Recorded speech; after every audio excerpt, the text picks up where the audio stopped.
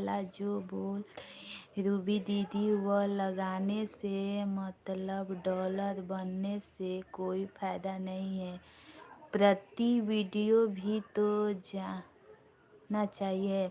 वही तो हम बोल रहे हैं, वीडियो आपका आगे नहीं बढ़ता है तो आपको कमाना है तो आप वीडियो से कमाइए, पब्लिक से कमाइए।